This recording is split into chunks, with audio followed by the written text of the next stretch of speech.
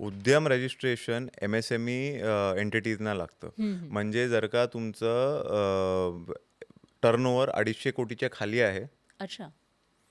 तर तुम्ही त्या ह्याच्यामध्ये रजिस्ट्रेशन करू शकता. ओके. आता उद्यम रजिस्ट्रेशन का करावं? हं, हं. कारण ह्याच्यामध्ये खूप फायदे आहे. जसे एक जवळचं उदाहरण घेतलं तर का तुम्ही एक वर्किंग कॅपिटलसाठी तुमच्या बिझनेससाठी जाता कुठल्याही बँकमध्ये फंड उचलण्यासाठी, तर तुम्हाला नॉन कोलॅटरल बेसिसवर सुद्धा म्हणजे काही न गहाण ठेवता सुद्धा तुम्हाला लोन मिळू लोन मिळू शकतं. शकतो.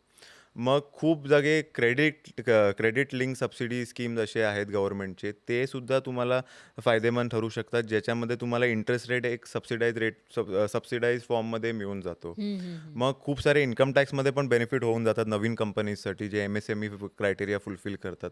तर ह्यांचा लाभ घेण्यासाठी एक उद्यम सर्टिफिकेट बनवला जातो आणि उद्यम सर्टिफिकेटसाठी फक्त तुमचा पॅन गरजेचं आहे. पॅन आणि अच्छा. जर का सोल प्रोप्रायटरशिप आहात, तर एक आधार कार्ड आणि तुम्ही ते ऑनलाईन रजिस्टर करायचं असतो. म्हणजे तुमच्या ऑफिसमध्ये किंवा तुम्ही स्वतः सुद्धा करू शकता. प्रक्रिया खूप सोपी आहे त्याची. मग म्हणून ते करणं गरजेचं आहे, जर का तुम्ही नवीन उद्योजक आहात किंवा 250 कोटीच्या खाली तुमचा टर्नओव्हर आहे.